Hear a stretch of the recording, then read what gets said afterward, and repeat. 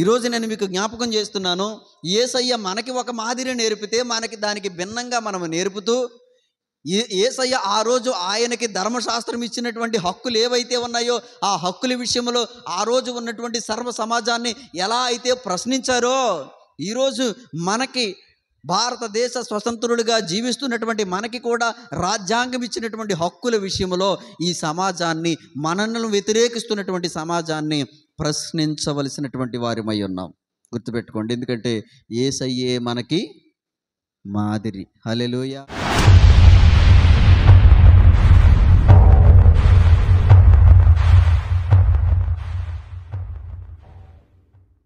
యేసు ప్రభు వారిని కలిగి ఉన్నటువంటి మనము యేసు ప్రభు వారు ఎలా జీవించాలో మనకి నేర్పించారు.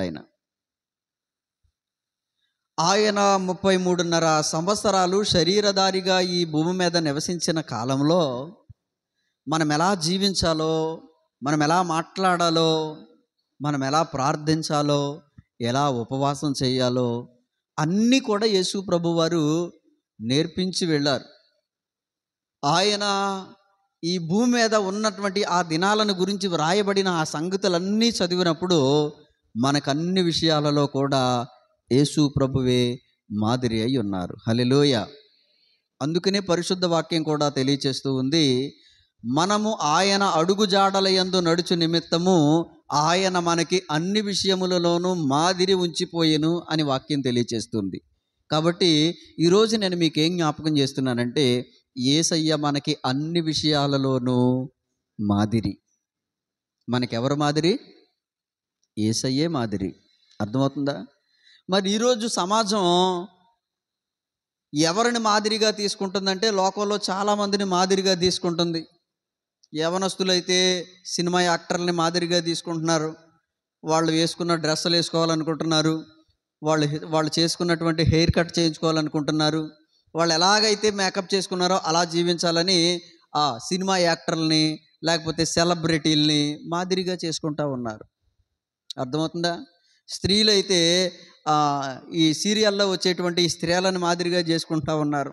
వాళ్ళు ఎలాంటి చీరలు కట్టారో అలాంటివి కట్టాలి. ఇలాంటి లోక సంబంధమైనటువంటి వ్యక్తులను మాదిరిగా చేసుకుంటున్నటువంటి వారు ఉన్నారు. కొంతమంది రాజకీయ నాయకులను మాదిరిగా చేసుకుంటారు. కొంతమంది విభిన్నమైనటువంటి రీతిల్లో చాలామంది వారు లోకములో కొంతమంది వ్యక్తులకి ఆకర్షితులై వారిని మాదిరిగా చేసుకుని వెళ్ళిపోతూ ఉంటారు ముందుకి. ఓ క్రైస్తవ సమాజమా, దేవునిని ఎరిగినటువంటి మనందరము కూడా తెలుసుకోవలసిన విషయం ఏంటంటే, మనకు అన్ని విషయాలలో యేసయ్యే మాదిరి. హల్లెలూయా. మనకెవరు మాదిరమ్మా? యేసయ్యే మాదిరి. ఇప్పుడు యేసయ్య శరీరధారిగా భూమి మీద జీవించిన కాలంలో ఆయన ఎలా మాట్లాడారు, ఆయన ఎలా సంభాషించారు, ఏ సందర్భంలో ఎలా ప్రస్తావించారో అవన్నీ వదిలేసి దానికి భిన్నమైనటువంటి రీతిలో ఈరోజు మనం జీవిస్తూ ఉన్నాం. అర్థమవుతుందా? యేసు ప్రభు వారు ఒకటి నేర్పితే మనం ఇంకోటి చేస్తూ ఉన్నాం. యేసయ్య నేర్పిన ప్రకారంగా యేసయ్య ఏ సందర్భంలో ఎలా ప్రస్తావించారో వాటి ప్రకారంగా మనం జీవించట్లేదు. అలా చేయటానికి మనం ప్రయత్నం చేయట్లేదు. గుర్తుపెట్టుకోండి. అయితే ప్రియమైనటువంటి దేవుని బిడ్డలారా, ఈరోజు నేను మీకు ఏం జ్ఞాపకం చేస్తున్నానంటే, ఆయన శిలువ సమయంలో కూడా కొంతమంది వ్యక్తుల దగ్గర, అధికారుల దగ్గర, యాజకుల దగ్గర, శాస్త్రుల దగ్గర, ఇంకా చెప్పాలి అని అంటే గనక ప్రధానుల దగ్గర ఆయన ఎలా మాట్లాడారో, ఎలా ప్రస్తావించారో, ఎలా ప్రశ్నించారో కొన్ని విషయాలు మనం నేర్చుకునేటువంటి ప్రయత్నం చేద్దాం. హల్లెలూయా. ఎందుకంటే ప్రియమైన దేవుని బిడ్డలారా, ఈరోజు సర్వ సమాజం ఎలా ఉందంటే, మన ప్రభువు నేర్పినటువంటి కొన్ని విషయాలను మనం పక్కన పెట్టేసి ఒక రకమైనటువంటి సిద్ధాంతాన్ని, అదో రకమైనటువంటి దేనత్వము అని పేరు పెట్టుకుని ఒక రకమైనటువంటి సిద్ధాంతాన్ని ఈరోజు సమాజంలోనికి చాలామంది తీసుకొస్తూ ఉన్నారు. అర్థమవుతుందా? కాబట్టి ఈరోజు చూడండి, అందరూ చెప్పేటువంటి మాట కొడితే కొట్టించుకోవాలండి, తిడితే తిట్టించుకోవాలండి, కాబట్టి మనందరం అలా మౌనంగా ఉండాలండి అనేటువంటి ఆలోచనలతో ఉంటాం. అర్థమవుతుందా? కానీ కొన్ని సందర్భాలలో యేసయ్య మనకి ఏం నేర్పించారంటే, కొన్ని సందర్భాలలో మనము ప్రశ్నించవలసినటువంటి వారిగా కూడా ఉండాలి అని నేర్పించారు ఆయన. హల్లెలూయా. ఎందుకంటే మనందరము భారతదేశ పౌరులం. మొదట ఈ దేశంలో నివసించేటువంటి మనందరము కూడా భారతదేశ పౌరులం. మనకి భారతదేశం యొక్క పౌరుషత్వం ఉంది. అంత మాత్రమే కాదు, స్వేచ్ఛాపూరితమైనటువంటి జీవితాన్ని గడపటానికి మనందరికీ కూడా ఒక రాజ్యాంగం కూడా మనకి ఇవ్వబడింది. అర్థమవుతుందా? ఈ రాజ్యాంగంలో మానవుని అందరికీ కూడా కొన్ని హక్కులు ఇవ్వబడ్డాయి. ఈ హక్కుల విషయాలలో కొన్నిసార్లు మనం ప్రశ్నించేటువంటి వారిగా ఉండాలి అనేటువంటి విషయాన్ని మీకు జ్ఞాపకం చేస్తూ ఉన్నాను, ప్రియమైన దేవుని బిడ్డలారా. కానీ ఈరోజు చాలామంది క్రైస్తవులకి నేర్పించినటువంటి విధానాన్ని గమనించినప్పుడు ప్రశ్నించేటువంటి సందర్భం లేదు. ఏం చేసినా సరే అలాగున మౌనంగా ఉండిపోయేటువంటి దుస్థితిలో ఉండి ఈరోజు చిన్నపిల్లోడు కూడా, ఆకతాయి పిల్లలు కూడా కదా, చిన్న చిన్న ఆకతాయి పిల్లలు కూడా, టీనేజ్లోకి వచ్చినటువంటి పిల్లలు కూడా క్రైస్తవుల మీద తిరగబడటానికి ప్రయత్నం చేస్తూ ఉన్నారనంటే, మనము దీనత్వము అని చెప్పుకుంటూ ఒక రకమైనటువంటి చేతకానితనంలో మనం ఉండిపోతున్నాం. యేసయ్య మనకు అది నేర్పించలేదు, గుర్తుపెట్టుకోండి. హల్లెలూయా. యేసయ్య మనకు నేర్పినటువంటి విధానం మనం మర్చిపోయాం. ప్రియమైనటువంటి దేవుని బిడ్డలారా, ఆలోచన చేయండి. మన ఈ మధ్య కాలంలో కొంతమంది సువార్త కొరకు వెళ్ళినటువంటి ఆ సువార్థికుల మీద కొంతమంది ఆకతాయోళ్ళు, ఉన్మాదం కలిగిన వారు, క్రీస్తు వ్యతిరేకులైనటువంటి వారు పేడ గలిపినటువంటి ఆ పేడ నీళ్లు ఆ సువార్త ప్రకటించడానికి వచ్చినటువంటి వారి మీద ఆ పేడ నీళ్లు పోశారు.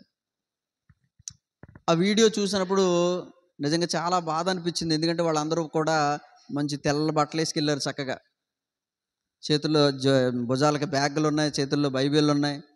వాళ్ళందరూ కూడా మగ్గుతో తీసుకుని అలా పేడ నీళ్లు ఆ బట్టల మీద, మొఖాల మీద అలా వేసేస్తూ ఉంటే, ఆ కారు మీద, బండి మీద వాళ్ళు తీసుకొచ్చినటువంటి ప్రతి దాని మీద అలా వేసేస్తూ ఉంటే, వెళ్ళిపోతున్నామండి అని వచ్చారు. కానీ ఒక్కడు కూడా తన హక్కు కోసం ప్రశ్నించలేదు. అక్కడ యేసయ్య మనకు అది నేర్పలా. మన హక్కు కోసం మనల్ని ప్రశ్నించమని మనకు నేర్పించారు యేసయ్య. చాలామంది అనుకుంటున్నారు యేసయ్య సిలువ సమయంలో మౌనంగా ఉన్నాడు, ఆయన ఏమీ మాట్లాడలేదు, ఆయన సిలువేస్తూ ఉంటే వేయించుకున్నారు తప్ప ఆయన ఏమీ మాట్లాడలేదని అనుకుంటున్నారు. మీరు గమనిస్తే కనుక 4 సువార్తలను చాలా స్పష్టంగా చదవగలిగితే కనుక కొన్ని ప్రశ్నలు అక్కడున్న అధికారుల్ని ఆయన అడిగాడు ఆయన. కాబట్టి యేసయ్య సిలువ సమయంలో అడిగినటువంటి ప్రశ్నలను గురించి మనం ఆలోచన చేస్తే, ఆ రోజు యేసయ్య ఆయనకున్న హక్కు విషయమై ఆయన ప్రశ్నించారు. ఈరోజు మనకు కూడా మాదిరి యేసయ్య. మనకు కూడా ఈ భారతదేశంలో రాజ్యాంగం మనకి కొన్ని హక్కులు ఇచ్చింది. పౌరుషత్వం కలిగి మనము ఈ దేశంలో పుట్టిన వారమే, మనకి కూడా పౌరుషత్వం ఉంది. మనం కూడా నచ్చినటువంటి మత విశ్వాసాన్ని అవలంబించడానికి స్వేచ్ఛ ఉంది. అయినప్పటికీ దానిని అవలంబిస్తూ ప్రకటించడానికి స్వేచ్ఛ కలిగినటువంటి వారం అయినప్పటికీ కూడా చాలామంది చేత వ్యతిరేకతకి గురవటానికి కారణం ఏంటంటే, మన హక్కుని మనము వినియోగించుకుంటలేదు. యేసయ్య మనకు అది నేర్పించలేదు. యేసయ్య నేర్పించలేనిది ఓ చేతకాని తనాన్ని దీనత్వంగా చెప్పుకొని ఈరోజు మనము లోకములో చాలామంది చేత వ్యతిరేకతను పొందుతున్నటువంటి వారిగా ఉన్నాం. మనం ప్రశ్నించాలి, మనకున్న హక్కు కోసం మనం పోరాడాలి అనే విషయాన్ని మీకు జ్ఞాపకం చేస్తున్నాను. సిలువ సమయంలో యేసయ్య హక్కు కోసం పోరాడుతూ ఎన్ని ప్రశ్నలు వేశారో కొన్ని ప్రశ్నలను మనం ధ్యానించేటువంటి ప్రయత్నం చేద్దాం. మొదటిగా కొన్ని విషయాలు, చివరికి వెళ్ళే కొద్ది చాలా ఆత్మ సంబంధమైన విషయాలు ఉంటాయి. మొదటి నుంచి క్రమంగా ధ్యానించేటువంటి ప్రయత్నం చేద్దాం. చివరికి వెళ్ళే కొద్ది కూడా చాలా ఆత్మ సంబంధమైన విషయాలు ఉంటాయి. చాలా మనస్సు పెట్టి చివరి వరకు కూడా మనస్సు పెట్టి ఈ మాటలు ఆలకించాలనేటువంటి విషయాన్ని నేను మీకు తెలియచేస్తూ ఉన్నాను. యోహాను సువార్త 18వ అధ్యాయం. యోహాను సువార్త 18వ అధ్యాయము 4వ వచనాన్ని నుంచి చదవండి. యేసు తనకు సంభవింపబోవునవన్నీ ఎరిగినవాడై వారి యొద్దకు వెళ్ళి, మీరు ఎవరిని వెతుకుచున్నారని వారిని అడిగెను. ఇక్కడ ఒక ప్రశ్న కనబడతా ఉంది, జాగ్రత్తగా వినండి. ఇక్కడ ఒక ప్రశ్న కనబడుతుంది. ఏంటో తెలుసా ప్రశ్న? యేసయ్య అంటూ ఉన్నారు, ఇక్కడ మనం గమనించగలిగితే ఆయనకు సంభవింపబోవునవన్నీ ఆయనకి తెలుసంట. అయితే యేసయ్య వారికే ఎదురు వెళ్ళి ఏమంటున్నారు తెలుసా? మీరు ఎవరిని వెతుకుచున్నారు? చక్కని ప్రశ్న కదా. ప్రియమైనటువంటి దేవుని బిడ్డలారా, ఆలోచన చెయ్యండి. ఒకవేళ నేరస్తులైతే ఏం చేస్తారో, తప్పు చేసినటువంటి వాళ్ళైతే ఏం చేస్తారో, అమ్మో నన్ను పట్టుకోవటానికి వచ్చారని ఆ సమయంలో నేరస్తులైతే, తప్పు చేసినటువంటి వాళ్ళైతే నిజంగా ఒకవేళ వారిలో ఒక నేరమే దోషమే ఉండింటే ఏం చేస్తారో? ఏం చేస్తారమ్మా? కోడి పందాలు వేసేవాళ్ళు ఉంటారు అక్కడక్కడ. పోలీసు వాళ్ళు వస్తూ ఉంటే మీరు ఎవరి కోసం వెతుకుతున్నారు? కోడి పందాలు వేసేవాళ్ళ కోసమే. నేనే వేస్తున్నాను, పట్టుకెళ్ళండి అని అంటాడా ఎదురొచ్చి? అంటాడా? ఎందుకంటే వాడు చేసేది తప్పు అని తెలుసు కాబట్టి ఏం చేస్తాడో, పోలీసు వాడిని చూడగానే ఏం చేస్తాడో? పరిగెడతా ఉంటాడు. పేకాట ఆడేటువంటి గుంపులు ఉంటాయి. అప్పుడప్పుడు ఈ పేకాట ఆడేటువంటి వాళ్ళ మీద దాడి చేస్తూ ఉంటారు పోలీసులు. అప్పుడు మీరు ఎవరి కోసం వెతుకుతున్నారు? పేకాట ఆడే వాళ్ళ కోసం వెతుకుతున్నారా? నేనే ఆడుతున్నాను, పట్టుకోండి నన్ను అని ఎవడని ఎదురొచ్చి అంటాడా? తప్పు చేసిన ప్రతివాడు ఏం చేస్తాడో తెలుసా?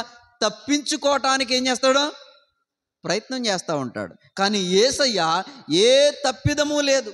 సమగ్రంగా విచారణ జరిగినటువంటి విచారణ అంతటిలో కూడా తేలిన విషయం ఏంటో తెలుసా? ఈయన యందు ఏ తప్పిదము లేదు. ఆ విషయం యేసయ్య కూడా తెలుసు. కాబట్టి యేసయ్య ఏ తప్పిదము చేయలేదు కాబట్టి ఆయన అంటున్నారు, మీరు ఎవరిని వెతుకుతున్నారు? 2 సార్లు అడుగుతారు. అక్కడ మనం చదివినప్పుడు ఆ సందర్భాన్ని ఒకసారి మనం జ్ఞాపకం చేసుకుంటే, వారంటారు నజరేయుడైన యేసుని అని ఆయనకు ఉత్తరం ఇయ్యగా యేసయ్య అంటారు, ఆయనను నేనే అని వారితో చెప్పాను. ఆయనను అప్పగించినటువంటి యోదయ వారి యొద్ద నిలుచుండెను. ఆయన నేనే ఆయననని వారితో చెప్పగా వాళ్ళు వెనక్కి తగ్గి నేల మీద పడ్డారంట. అంటే భయపడ్డారు. ఒక్కసారిగా వెనక్కి తగ్గి ఏం చేశారంట? అలా పడ్డారు. వెనక్కి తగ్గి నేల మీద పడిపోయారంట. అంటే భయపడ్డారు. మీరు గమనించండి, ఇక్కడ అంతా రివర్స్ జరుగుతూ ఉంది. నిజానికి అసలే ఎవరు భయపడాలి? బంధించడానికి ఇప్పుడు లెక్కేసుకుంటే వాళ్ళు చెరసలు ఇప్పుడు బంధించడానికి వచ్చారు వాళ్ళు సైనికులు, లేకపోతే ఒక పోలీసు వాళ్ళు అనుకుందాం. పోలీసు వాళ్ళు వచ్చారు. ఇప్పుడు నేరస్తుడు ఏం చేయాలి? భయపడాలా లేదా? కానీ ఇక్కడ రివర్స్ జరుగుతుంది చూడండి. ఇక్కడ రివర్స్ జరుగుతూ ఉంది. పట్టుకోవడానికి వచ్చిన వాళ్ళేమో భయపడి నేల మీద పడ్డారు. అప్పగించుకొనటానికి సిద్ధంగా ఉన్నటువంటి ఆయనేమో మీరు ఎవరిని వెతుకుతున్నారో ఆ నజరేయుడైన యేసుని నేనే అని చెప్పాడు ఆయన. ఇది యేసయ్య అక్కడ పట్టుకోవటానికి వచ్చినటువంటి వారికి ఎదురెళ్ళి అడిగినటువంటి ప్రశ్న. ఇలా మనం ఆలోచన చేస్తే లూకాసు వార్త 22వ అధ్యాయంలో లూకాసు వార్త 22వ అధ్యాయంలో ఇంకో ప్రశ్న అడుగుతారు అక్కడ ఉన్నటువంటి సమాజంతో. 22వ అధ్యాయము 52వ వచనం చదువు తల్లి. లూకాసు వార్త 22వ అధ్యాయం 52వ వచనం చదువు. యేసయ్య అంట తన్ను పట్టుకొనటానికి వచ్చినటువంటి ప్రధాన యాజకులతోనూ దేవాలయపు అధిపతులతోనూ పెద్దలతోనూ ఏమంటున్నారో తెలుసా? మీరు బందిపోటు దొంగ మీదకి వచ్చినట్లు కత్తులతోనూ గుదియలతోనూ బయలుదేరి వచ్చితిరా. ఇక్కడ ఓ ప్రశ్న అడిగారు, ఏంటయ్యా మీరు వచ్చిన విధానం ఏంటి? ఎలా వచ్చారంట? వాళ్ళు కత్తులు పట్టుకుని వచ్చారంట, గుదియలు పట్టుకుని వచ్చారంట. గుదియలంటే ఏంటి? గుదియలంటే ఏంటి? సంకెళ్ళు, గుదియలు. అర్థమవుతుందా? బంధించడానికి కాళ్ళకి చేతులకి వేసేటువంటి ఆ గుదియలను ఏమంటారో తెలుసా? ఈ రోజుల్లో అయితే సంకెళ్ళు. పట్టుకోవడానికి ఎలా వచ్చారంట? సంకెళ్ళు అట్టుకుని, కత్తులు అట్టుకుని ఎలా వచ్చారంటే ఓ దొంగను పట్టుకోవడానికి, ఓ బందిపోటు దొంగను పట్టుకోవడానికి ఎలా వస్తారో అలా వచ్చారంట వాళ్ళు. ఇదేంటయ్యా మీరు ఎలా వచ్చారేంటి? నా మీదకి మీరు బందిపోటు దొంగ మీదకి వచ్చినట్లుగా కత్తులతోను గుదియలతోనూ నన్ను పట్టుకొని వచ్చితిరా. యేసయ్య వాళ్ళని ప్రశ్నిస్తున్నారు. ఎందుకు ఇంత అడవిడి? దేనికి? మీరు గమనించండి ప్రియమైనటువంటి దేవుని బిడ్డలారా, యేసయ్య దగ్గర ఏమైనా ఆయుధాలు ఉన్నాయా? వెపన్స్ ఉన్నాయా? లేవు. యేసయ్య దేవాలయ శుద్ధీకరణ విషయంలో ఒక్క కొరడా మాత్రమే అక్కడ ఆయన ఉపయోగించిన ఆయుధం తప్ప ఇంకెక్కడా కూడా ఆయన ఏ విధమైనటువంటి ఆయుధాలు ఉపయోగించలేదు. ఆయన అసలే ఎప్పుడూ కూడా ఆయుధాలు పక్కన పెట్టుకుని ఎప్పుడూ లేడు ఆయన. ఆయుధాలతో పనే లేదు, సైన్యంతో పనే లేదు. కానీ వీళ్ళు వచ్చినటువంటి విధానం ఎలా ఉందో తెలుసా? ఓ బందిపోటు దొంగ ఎలా ఉంటాడో, ఓ బందిపోటు దొంగ దగ్గరికి పట్టుకోవటానికి వెళ్ళినప్పుడు ఎలా అయితే సైన్యం అన్ని సమకూర్చుకుని వెళ్తారో, వాళ్ళ దాడి చేస్తే తిరిగి దాడి చేయటానికి, వాళ్ళని గట్టిగా పట్టుకోవటానికి ఎలా అయితే ఓ బందిపోటు దొంగ మీదకి వెళ్తారో అలా వెళ్ళారంట. యేసయ్య అంటున్నారు, అలా నన్ను పట్టుకోవటానికి వచ్చిద్దరా? నేను అనుదినము మీ చెంత దేవాలయములో ఉన్నప్పుడు మీరు నన్ను పట్టుకొనలేదు. అప్పుడు ఎందుకు పట్టుకోలేదు? ఇక్కడో ప్రశ్న. అప్పుడు ఎందుకు పట్టుకోలేదు? యేసయ్య ఏం మాట్లాడలేదని అనుకోకండి. సిలువ సమయంలో యేసయ్య వేసినటువంటి ప్రశ్నలు మీరు గమనించండి. ఇక్కడ మొదలుకొని తీర్పు వరకు కూడా వేసినటువంటి ప్రశ్నలన్నీ కూడా ఒకసారి మీరు గమనించగలిగితే గనక, ఇంకా మనం ఆలోచన చేస్తే తీర్పు జరిగేటువంటి సమయంలో కూడా యోహాను సువార్త 18వ అధ్యాయము 21వ వచనంలో మనం గమనించగలిగితే గనక, తీర్పు సమయంలో కూడా ఆయన అడిగినటువంటి ప్రశ్న, అమ్మా 19 నుంచి చదువు తల్లి. ప్రధాన యాజకుడు ఆయన శిష్యులు గూర్చి ఆయన బోధన గూర్చి యేసును అడగగా, యేసయ్య అంటున్నారు, నేను బాహాటముగా లోకము ఎదుట మాట్లాడి తిని, యూదులందరూ కూడి వచ్చు సమాజ మందిరములోను దేవాలయములోను ఎల్లప్పుడూ బోధించి తిని, రహస్యంగా నేనేమీ మాట్లాడలేదు. నీవు నన్ను అడగనేలా. చూసారా, అక్కడ క్వశ్చన్ మార్క్ ఉంది. యేసయ్య ప్రశ్నించారు, అసలు ఏం మాట్లాడలేదని మనం అనుకోకూడదు. ఈరోజు నేను మీకు జ్ఞాపకం చేస్తున్నాను, యేసయ్య మనకి ఒక మాదిరి నేర్పితే మనకి దానికి భిన్నంగా మనం నేర్పుతూ, యేసయ్య ఆ రోజు ఆయనకి ధర్మశాస్త్రం ఇచ్చినటువంటి హక్కులు ఏవైతే ఉన్నాయో ఆ హక్కుల విషయంలో ఆ రోజు ఉన్నటువంటి సర్వ సమాజాన్ని ఎలా అయితే ప్రశ్నించారో, ఈరోజు మనకి భారతదేశ స్వతంత్రులుగా జీవిస్తున్నటువంటి మనకి కూడా రాజ్యాంగం ఇచ్చినటువంటి హక్కుల విషయంలో ఈ సమాజాన్ని, మనల్ని వ్యతిరేకిస్తున్నటువంటి సమాజాన్ని ప్రశ్నించవలసినటువంటి వారిమై ఉన్నాం. గుర్తుపెట్టుకోండి, ఎందుకంటే యేసయ్యే మనకి మాదిరి. హల్లెలూయా, హల్లెలూయా. కాబట్టి యేసయ్య మనకు ఒకటి నేర్పించారు, మనమేమో వేరేది నేర్చుకున్నాం. దీనత్వం అని పేరు పెట్టుకుని చేతకానితనంలో జీవించేటువంటి వారిగా ఉండమని దేవుడు మనల్ని చెప్పలేదు. ప్రియమైన దేవుని బిడ్డలారా, ప్రతి సమయంలో కూడా ఆయన సామర్థ్యం ఏంటో చూపించేవారు. మనం గమనించగలిగితే గనక ప్రతి సమయంలో కూడా ఆయన సామర్థ్యం ఏంటో చెప్పేవారు. అంత మాత్రమే కాదు, ధర్మశాస్త్ర ప్రకారంగా ఉన్నటువంటి నిబంధనలను మీరి వారు ప్రవర్తించినప్పుడు మీరు ఎలా ఎందుకు చేశారని కూడా ప్రశ్నిస్తున్నట్లుగా మనం చూస్తూ ఉన్నాం. ఇక్కడ అడుగుతున్నారు, నువ్వేం బోధించావో చెప్పు. ప్రధాన యాజకులు అడుగుతున్నారు, నువ్వేం బోధించావు? 3.5 సంవత్సరాల నుంచి నీ బోధ మొత్తం ప్రభావితం చెందింది. సమరయ, యోదయ, గలిలియ, ఈ చుట్టుపక్కల ప్రాంతాలన్నీ కూడా నీ బోధ చాలా ప్రభావితం చేయబడింది. నువ్వేం బోధించావు చెప్పు. ఇది వింత ప్రశ్న. యేసయ్య అంటున్నారు, నన్ను అడుగుతారేంటయ్యా, నన్ను అడుగుతారేంటి? నేనేమన్నా ఎక్కడైనా సీక్రెట్గా ఒక 4-5 పోగేసుకుని ఎవ్వరికి తెలియకోకుండా రహస్యంగా ఏమన్నా బోధించానా? ఎక్కడెక్కడ బోధించాడంట ఆయన? సమాజ మందిరాల్లో, దేవాలయంలో ఎల్లప్పుడూ బోధించి తిని, ఇంకా చెప్పాలి అని అంటే గనక బాహాటంగా, లోకము ఎదుట బాహాటంగా బోధించానని చెప్తున్నాడు ఆయన. నేనేం సీక్రెట్గా రహస్య బోధ ఏమీ చేయలేదే. నన్ను అడుగుతావేంటి? వెళ్ళి విన్నవారిని, అనగా బోధ విన్నవారిని అడుగు. మీకు అర్థమవుతుందా? ఈ వెర్షన్లో చెప్తున్నాడు ఆయన. ఏదో వాళ్ళ దగ్గర ఏదో ఆయన ఇలా సరెండర్ అయిపోయి చేతులు కట్టుకుని, ఆ ప్రధాన యాజకులు, ఆ శాస్త్రుల దగ్గర ఏదో ఆయన చేతులు కట్టేసుకుని అలాగ ఉన్నట్టుగా లేరు. అక్కడ వాళ్ళని ప్రశ్నిస్తూ ఉన్నారు. నన్ను అడుగుతావేంటి? బోధ విన్నవాడిని అడిగెళ్ళి. ఆడేమన్నాడో, ఏం బోధ అయితే నేర్చుకున్నాడో, యేసయ్య ఏం బోధించారని ఆ విన్నవాడిని అడిగెళ్ళి. యేసయ్య అదే చెప్తున్నారు. కంటిన్యూ చేయాలి. 21, నీవు నన్ను అడగనేలా? నేను వారికి ఏమి బోధించినది విన్నవారిని అడుగుము. ఇదిగో నేను చెప్పినది వీరెరుగుదురు అని అతనితో అనెను. ఇదిగో ఇక్కడే ఉన్నారు కదా సాక్షులు, వీరెరుగుదురు, వీళ్ళందరూ విన్నారో. నన్ను అడుగుతావేంటి? మీరు గమనించండి ప్రియమైనటువంటి దేవుని బిడ్డలారా, ఇక్కడ ఎలా అర్థమవుతుందో తెలుసా? నాకు అర్థమైన విషయం ఏంటో తెలుసా? ఈ ప్రధాన యాజకుడు యేసయ్యను విచారిస్తున్నట్లుగా లేదు, యేసయ్యే ప్రధాన యాజకుడిని విచారిస్తున్నట్లుగా ఉంది. తీర్పు రివర్స్గా జరుగుతున్నట్టు అనిపించలేదా? అనిపిస్తుందా లేదా? తీర్పు అంతా రివర్స్గా. మీరు గమనించండి, ప్రధాన యాజకుడు యేసయ్యను ప్రశ్నిస్తున్నట్లుగా అనిపించట్లా, యేసయ్యే ప్రధాన యాజకుడిని ప్రశ్నిస్తున్నట్లుగా ఇక్కడ మనకు అనిపిస్తూ ఉంది. అప్పుడు అక్కడ ఉన్నటువంటి వాడు ఇంకొకడు ఏం చేశాడంటే, ఏం చేశాడంటమ్మా? ఆయనను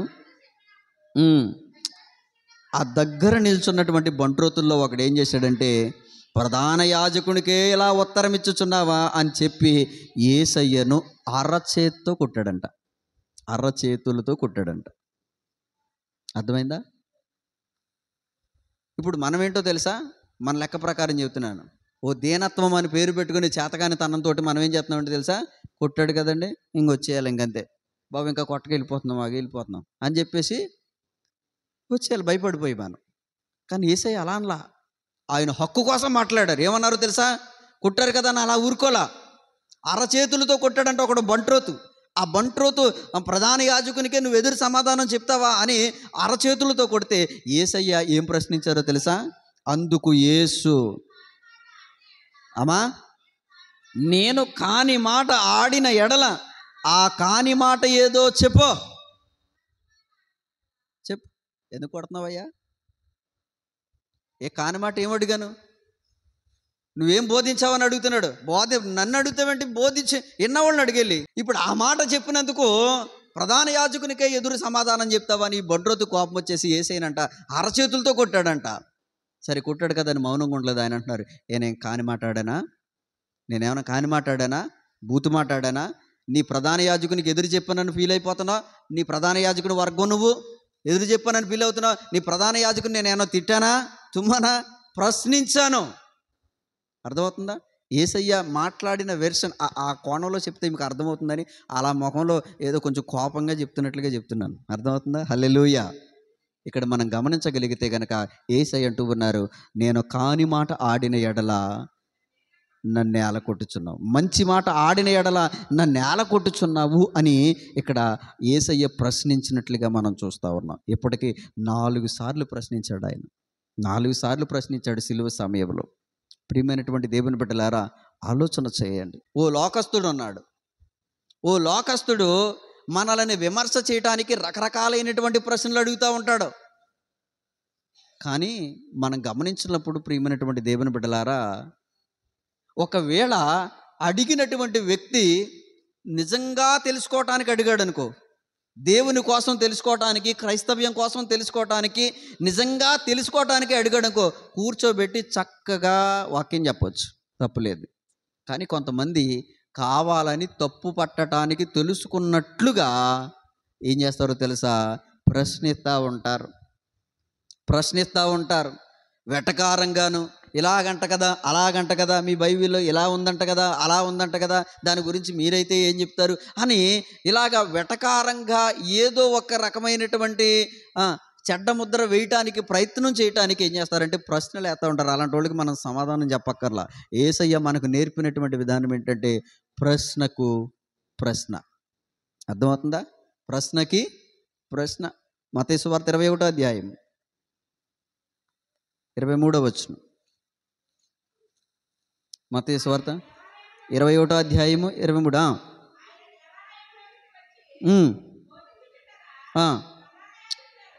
ఆయన దేవాలయంలోకి వచ్చి బోధిస్తూ ఉంటే కొంతమంది ప్రధాన యాజకులు, ప్రజల పెద్దలు ఆయన దగ్గరికి వచ్చి ఏమంటున్నారో తెలుసా? ఏ అధికారం వలన నీవు ఈ కార్యములు చేయుచున్నావు? ఈ అధికారం ఎవడు నీకు ఇచ్చినని అడగగా, నేనను మిమ్మును ఒక మాట అడుగుదును. గమనించాలి ఇక్కడ. ఇప్పుడు వాళ్ళకి జవాబు చెప్పాడు ఆయన, తిరిగి ప్రశ్న అడుగుతున్నాడా? గమనించండి, ప్రశ్నకు ప్రశ్న. నిజంగా వీళ్ళు తెలుసుకోవడానికి వచ్చారనుకో, యేసయ్య నిజంగానే చెబుదురు.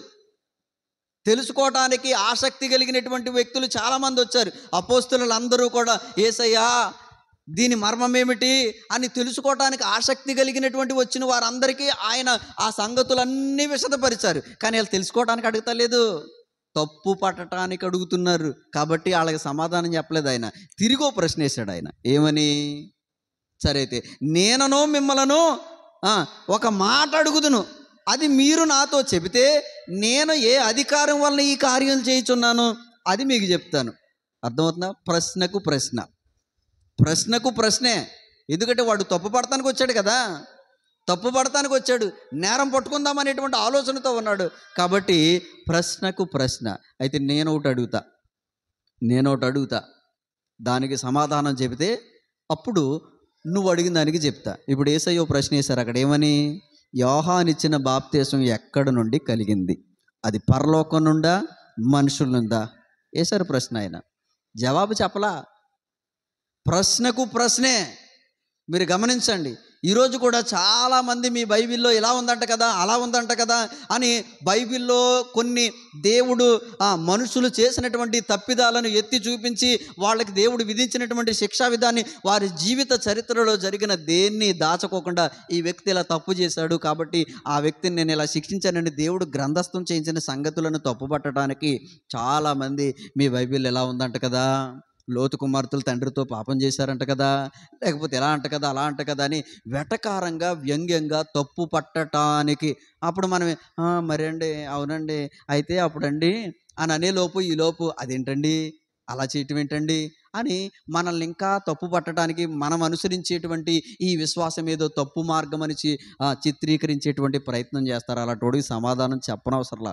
ప్రశ్నకు ప్రశ్నే. రైట్, దీనికి నేను సమాధానం చెప్పాలంటే నేను నిన్ను ఒకటి అడుగుతానని వారి విశ్వాసానికి సంబంధించిన ప్రశ్న వేయాలి.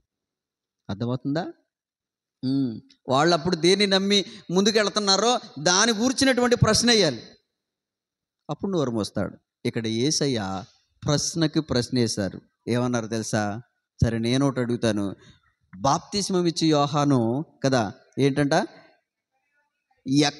ఆ బాప్తిస్మం ఇచ్చేటువంటి ఆ బాప్తిస్మం ఎక్కడ నుండి కలిగింది? అది పరలోకం నుండా, మనుషుల నుండా అని అడిగారు. ఇప్పుడు వాళ్ళు ఏమనుకుంటున్నారు తెలుసా?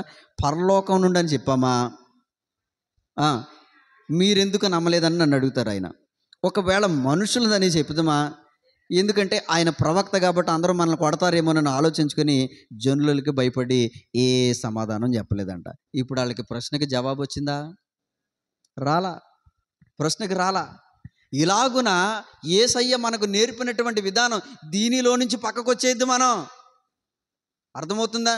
మనం వ్యతిరేకించడం ఎందుకండి, మనకెందుకు, వాళ్ళు అడిగారు కాబట్టి ఏదో మనం వివరణ ఇవ్వటం మన ఉంతండి.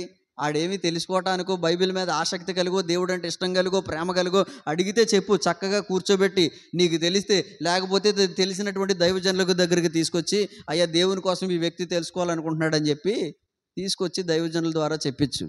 అంతేగాని వాడు అడిగినటువంటి విధానం సరిగా లేనప్పుడు కూడా వాడికి చెప్పేటువంటి ప్రయత్నం చేస్తే వాడు మూర్ఖుడు. అర్థమవుతుందా?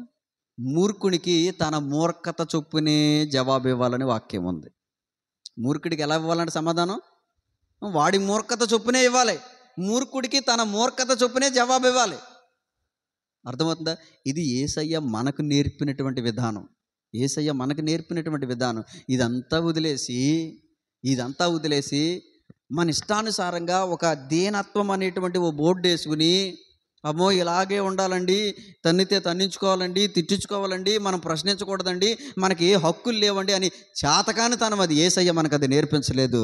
రోషం కలిగి హక్కు కోసం పోరాడమని ఆయన ధర్మశాస్త్రంలో విధింపబడినటువంటి ఆజ్ఞల విషయంలో తప్పిపోతున్నటువంటి కదా, ఎదురించి తప్పిపోతూ తప్పుడు ప్రవర్తన కలిగినటువంటి వారందరినీ ఆయన ప్రశ్నించాడు. ఆయన ఎందుకు ఇలా చేశావు, ఇది కరెక్ట్ కాదు కదా, నేను కాని మాట ఆడితే కొట్టు, కాని మాట ఆడకోకుండా కొట్టమని ధర్మశాస్త్రం నీకు చెప్పిందా, ఎందుకు కొట్టావని ఆయన ప్రశ్నించాడు. ఆయన ఇక్కడ గమనించగలిగితే యేసయ్య శిలువ సమయంలో కూడా హక్కు కోసం మనకు నేర్పించారు. ఇదంతా వదిలేసి మన ఇష్టానుసారంగా ఏదో దీనత్వం అని పేరు పెట్టుకుని చేతకంతనంగా జీవించమని యేసయ్య మనకు నేర్పించలా.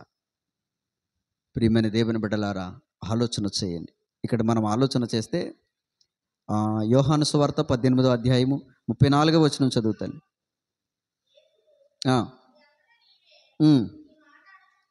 33 నుంచి చదవమ్మ. అయితే పిలాతు తిరిగి అధికార మందిరంలోనికి ప్రవేశించి యేసును పిలిపించి, యూదుల రాజువు నీవేనా అని ఆయన అడగగా, యేసయ్య అంటున్నారు, నీ అంతటా నీవే ఈ మాట అనుచున్నావా, లేక ఇతరులు నీతో నన్ను గూర్చి ఇది చెప్పిరా?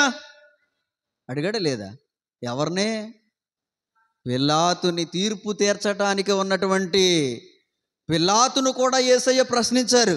నువ్వు రాజువా అనంటే ఈ మాట నువ్వు అడుగుతున్నావా, లేకపోతే నిన్ను ఎవరైనా అడగమన్నారా? నీ అంతటా నీకు పుట్టినటువంటి ఆలోచననా ఇది? ఆయన ఏమంటున్నారు తెలుసా?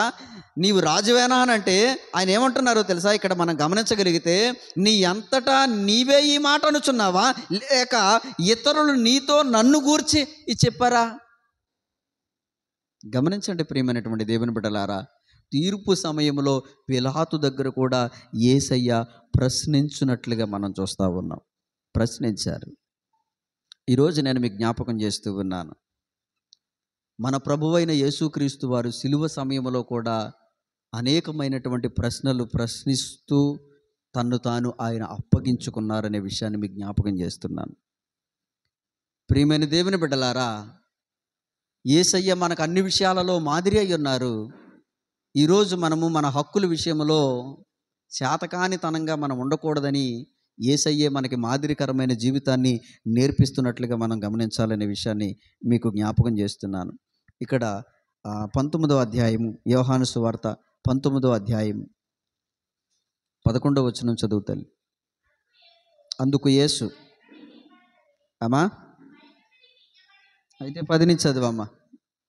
పిలాతు అంటా ఉన్నాడు, నాతో మాట్లాడవా? నిన్ను విడుదల చేయటానికి నాకు అధికారం కలదు, నిన్ను సిలువేయటకు నాకు అధికారం కలదని నీ వెరుగువా అని ఆయనతో అంటే, యేసయ్య అంటూ ఉన్నారు, నువ్వేదో పెద్ద ఫీల్ అయిపోతున్నావు, నా మీద ఏదో పెద్ద గొప్ప నువ్వు అనుకుంటున్నావేమో, నాకు అధికారం ఉంది, నిన్ను సిలువేయటానికైనా సిలువ నుంచి తప్పించడానికైనా నాకు అధికారం ఉంది, నా మీద గొప్ప నువ్వు అనుకుంటున్నావేమో, నా మీద నీకే అధికారం లేదు. అది పైనుండి నీకు ఇయ్యబడితేనే తప్ప నా మీద నీకే అధికారం లేదు. మీరు గమనించండి ప్రియమైనటువంటి దేవుని బిడ్డలారా, అక్కడ ఆ మాట చదువుతాలి. 11వ వచనం, అందుకు యేసు, పైనుండి నీకు ఇయ్యబడి ఉంటేనే తప్ప నా మీద నీకు ఏ అధికారము ఉండదు, అందుచేత నన్ను నీకు అప్పగించిన వానికి ఎక్కువ పాపము కలదనెను. ఆ మాటను బట్టి పిలాతు ఆయనని విడుదల చేయటానికి యత్నము చేశాను. అంటే ఇక్కడ పిలాతు కూడా భయపడ్డాడు. ఏమనుకుంటున్నావో తెలుసా? యేసయ్య చెప్పినటువంటి మాట ఏంటో తెలుసా? నీకేదో అధికారం ఉందని నువ్వు అనుకుంటున్నావు, ఆ అధికారం పైనుండి నీకు ఇయ్యబడితేనే తప్ప నా మీద నీకే అధికారం లేదు. మీరు గమనించండి ప్రియమైనటువంటి దేవుని బిడ్డలారా, ఇంకో విషయం చెప్పారు ఆయన, నన్ను నీకు అప్పగించారు చూడు సిలువేయమని, నన్ను మీకు అప్పగించారు చూడు సిలువేయమని, వాళ్ళకి ఎక్కువ పాపం ఉంది. ఎక్కువ పాపానికి ఎక్కువ శిక్ష, అర్థమవుతుందా? ఎక్కువ పాపము కలదు అని చెప్పాడు ఆయన. అయ్యి బాబోయ్, అప్పగించునోళ్ళకే, సిలువేయమని అప్పగించునోళ్ళకే ఎక్కువ పాపం అయితే సిలువేసిన పిలాతు గతి ఏంటి మరి? అప్పటి నుంచి భయపడి ఏదో రకంగా విడిపించటానికి యత్నం చేయటం మొదలెట్టాడంట, ఆ మాటకు భయపడి. అంటే పిలాతు యేసయ్య అడిగిన ప్రశ్నకి తీర్పు తీర్చడానికి తీర్పరిగా ఉన్నటువంటి పిలాతు కూడా భయపడ్డాడు. హల్లెలూయా! అదండి మన యేసు ప్రభు వారి యొక్క అధికారం, అదండి మన యేసు ప్రభు వారి యొక్క గొప్పతనం. ఆయన ఎక్కడా కూడా ఒదిగిపోలేదు, ఎక్కడా కూడా భయపడలేదు, ఏ మానవ సంబంధమైన మనిషికి ఎక్కడా కూడా వంగలేదు. అసలు ఇంకా చెప్పాలంటే వారికి లోబడలేదు, వారి మాటగా ఎక్కడా కూడా వారి మాటకి సమ్మతించినట్లుగా లేదు. మనం గమనించగలిగితే ఆయనకు ఇష్టపడి సిలువ కార్యానికి ఒప్పుకొని ఆయన అప్పగించుకున్నారు తప్ప, లేకపోతే గనక ఆయన అప్పగించుకోకూడదు అనే ఆలోచన ఆయనకు ఉండుంటే గనక అక్కడున్నటువంటి సర్వ సమాజంలో ఎవ్వడు ఆయనను ముట్టలేడు. అది ఆయన గొప్పతనం. అలాంటి ఆ గొప్ప దేవుడు మనకు నేర్పినటువంటి ఆ మాదిరికరమైన జీవితాన్ని వదిలేసి మనలను పిరికితనంగా ఉండమని దేవుడు చెప్పలేదు. ఆయన అంటున్నారు, నేను మీకు పిరికితనం కలిగిన ఆత్మను నేను ఇయ్యలేదన్నాడు ఆయన. ఏ ఆత్మ ఇచ్చాడంట ఆయన? మనకి ధైర్యపు ఆత్మనిచ్చాడంట ఆయన. ధైర్యం కలిగినటువంటి ఆత్మను నేను ఇచ్చాను, కానీ పిరికి ఆత్మను నేను మీకు ఇయ్యలేదని అంటున్నారు. మరి మనలో ఎక్కడుంది ఇది అంటే పిరికితనం. అమ్మో భయం, ఎవడేమనేస్తాడు, ఏమైపోతాడు, దేనికి భయం? ఈరోజు మనల్ని వ్యతిరేకించే వాళ్ళు ఈరోజు కొత్తగా ఏమీ రాలా, ఈరోజు కొత్తగా పుట్టినోళ్ళు ఏం కాదు. ఈరోజు క్రైస్తవ్యాన్ని వ్యతిరేకిస్తున్నటువంటి వాళ్ళందరూ దేనికి భయపడాలి? అనాది కాలములో, ఆది అపోస్తుల కాలము నుండి కూడా క్రైస్తవ్యం హింసించబడుతూనే ఉంది, కానీ రోజు రోజుకి పెరుగుతూ ఉంది. హల్లెలూయా! అర్థమవుతుందా? ఈరోజు ఎవడో మొదలెట్టాడు, ఈరోజు ఏదో గవర్నమెంట్లు మారిపోయి, ఈరోజు ఏదో మొత్తం మీద చాలా రకాలైనటువంటి ఉన్మాద సంస్థలు పెరిగిపోయి, అమ్మో ఇక రాబోయే రోజులంట గడ్డు కాలం, అమ్మో ఇలాగ దేనికి భయపడాల్సిన పనిలేదు, ధైర్యంగా నిలబడి. ఎందుకంటే యేసయ్య మనకి ధైర్యం కలిగిన ఆత్మ ఇచ్చారు తప్ప పిరికి ఆత్మని ఇలా. ఇంకా చెప్పాలంటే పిరికోళ్ళు అంటారు నరకానికి పోతారంట. పిరికోళ్ళు ఎక్కడికి పోతారు? పిరికోళ్ళు, అవిశ్వాసులు, వ్యభిచారులు, జారులు, చోరులు, వీళ్ళందరూ కూడా మండు అగ్నిగుండములో పాలు పుంపులు పొందురు, అది రెండవ మరణము అని రాయబడి ఉంది వాక్యంలో. అర్థమవుతుందా? పిరికోళ్ళు ఎక్కడికి వెళ్ళిపోతారు? నరకానికి పోతారు. ఈరోజు నీవు దేవుని కోసం ధైర్యంగా నిలబడితే కష్టమైన నష్టమైన, ఆ రోజు సమాజం ఎదుర్కొంది, నిన్ను సిలివేస్తున్నా, నిన్ను చంపేస్తున్నా, చంపేయండి, సమ్మతించారు. అది ధైర్యం. భయపడి పిరికి కలిగిన వారిగా పారిపోలా. పేతురు నిన్ను సిలివేస్తున్నా, అయ్యి బాబు ఒక్క రిక్వెస్ట్, వేసేసుకోండి, కానీ నా ప్రభువుని వేసినట్టుగా వేయకండి, నన్ను తలకిందలుగా వేయండి. నేను ఆయన వలె సిలువ వేయించుకోవడానికి ఆయన అంత గొప్పవాడిని కాదు బాబు, నేను వేసేసుకోండి, మీ ఇష్టం. నా మీద ఉన్నటువంటి కక్షను బట్టి సిలువ వేసుకుంటారు, చంపుకుంటారు, మీ ఇష్టం, కానీ నా ప్రభులో మాత్రం వేయకండి అని రిక్వెస్ట్ చేసి తలకిందులుగా సిలువ వేయించుకున్నాడు. చిరఛేదనం చేయబడ్డారు. చర్మాలు బ్రతికుండగానే చర్మం ఒలిపింపబడింది. వేడి కాగుతున్నటువంటి నూనెలో వేయబడ్డాయి. గుర్రాల చేత ఏడవబడ్డారు. సింహాలకి ఆహారంగా వేయబడ్డారు. భయపడ్డారు వాళ్ళు. యేసయ్య మనకి పిరికాత్మనివ్వలా. యేసయ్య సిలువ సమయంలో కూడా ఎక్కడా భయపడలేదు. ఆయన తాను పూర్తిగా తన పిల్లలను రక్షించుకోవటానికి ఆయన అప్పగించుకున్నారు. హల్లెలూయా. లేకపోతే నా యేసయ్యని ఎవ్వడూ ముట్టలేడు. అది ఆయన గొప్పతనం. ఈరోజు ఆయన నేర్పించినటువంటి బోధ, ఆయన జీవించినటువంటి విధానం అది వదిలేసి మనమేదో పిరికోళ్ళలాగా భయస్తుల్లాగా జీవించడానికి దేనికి భయపడుతున్నాం? దేవుని వాక్యం తెలియచేస్తూ ఉంది కదా, దేహమును శిక్షించేటువంటి మనుషులకు మీరు భయపడకూడదు, కానీ దేహమును ఆత్మను కలిపి రెండింటిని నరకములో శిక్షించగలిగిన దేవునికి ఎక్కువగా భయపడుడి అని వాక్యం ఉంది. ఈరోజు లోకస్తులకి భయం. ఎవరైనా ఓ గన చూపితే భయం, కత్తి చూపితే భయం. అర్థమవుతుందా? ప్రియమైన దేవుని బిడ్డలారా, రాబోయేది గడ్డు కాలమే, జ్ఞాపకం ఉంచుకోండి. అయితే కరువైన ఖడ్గమైన, గుర్తుపెట్టుకోండి, కరువైన ఖడ్గమైన మరణమైన నా ప్రభు కొరకు అని ధైర్యం కలిగినటువంటి జీవితం ఎవడైతే నిలబడతాడో వాడే పరలోక రాజ్యములో ఆయనతో పాటు ఉండగలరు. హల్లెలూయా. పిరికోళ్ళలాగా చెదిరిపోయి, పిరికోళ్ళలాగా పారిపోయి ఆలోచన చేయి. ఎవడో బెదిరిస్తే బెదిరిపోయేటువంటిది నీ విశ్వాసం అయితే కనుక అది సరైనటువంటి విశ్వాసం కానే కాదు. ఎవడో అదిరిస్తేనో, ఎవడో బెదిరిస్తేనో, ఎవడో ఏదో శిక్షిస్తేనో అదిరిపోయి చెదిరిపోయేటువంటి ఆ అల్ప విశ్వాసం అయితే కనుక నువ్వు నిజమైన క్రైస్తవుడు కాదనే విషయాన్ని మీకు జ్ఞాపకం చేస్తున్నాను. ధైర్యపు ఆత్మని యేసయ్య మనకిచ్చారు. ఏదేమైనా నా దేవుని కొరకు నేను నిలబడతాను. ఈ ధైర్యాన్ని మనం కలిగి ఉండాలి. ఈ ధైర్యాన్ని మనం కలిగి ఉంటే, ఈ ధైర్యంతో మనం జీవించగలిగితే, యేసయ్య మనకిచ్చినటువంటి ఆ జీవించినటువంటి విధానంలో ఆయన మనకిచ్చినటువంటి మాదిరి ఏదైతే ఉందో ఆ మాదిరికరంగా మనం జీవిస్తూ ఆయన ప్రశ్నించినట్లుగా ఈ సర్వ సమాజంలో జీవిస్తున్నటువంటి మనకు కూడా మన రాజ్యాంగం ఇచ్చినటువంటి హక్కుల విషయంలో మనం కూడా పోరాడవలసిన వారిమై ఉన్నాం, ప్రశ్నించవలసినటువంటి వారిమై ఉన్నాం. హల్లెలూయా. కాబట్టి ఇక నుంచి కరువైన కష్టమైన ఖడ్గమైన నా దేవుని కొరకు ధైర్యంగా నిలబడతాను. ఏ పిరికితనము లేకోకుండా. ఎవడో పెన్షన్ తీసేస్తాడని నేను భయపడిపోను, ఎవడో రేషన్ కార్డు తీసేస్తాడని నేను భయపడిపోను. Yes, I'm a Christian. నేను యేసు ప్రభుని అంగీకరించాను. తీసేసుకో. అర్థమవుతుందా? తీసేసుకో అని చెప్పాలి. అర్థమవుతుందా? మాకు సహాయం వేరొక దిక్కు నుండి వచ్చును. నువ్వు తీసేస్తే మాకు వేరొక దిక్కు నుండి మా దేవుడు సహాయం పంపును అనేటువంటి ఆలోచన కలిగి ఉండాలి. అర్థమవుతుందా? కాబట్టి ప్రియమైనటువంటి దేవుని బిడ్డలారా, అలాంటి ధైర్యపు ఆత్మ కలిగి విశ్వాస జీవితాన్ని దినదినము అభివృద్ధి పరుచుకొనుచు ప్రభు నేర్పినటువంటి ఆ జీవితపు మాదిరి ఏదైతే ఉందో ఆ మాదిరిలో మనం జీవించాలని తెలియచేస్తూ ఈ మాటలు ముగిస్తూ ఉన్నాను. దేవుడు ఈ మాటలు మన వినికిడిలో దీవించునుగాక. ఆమేన్.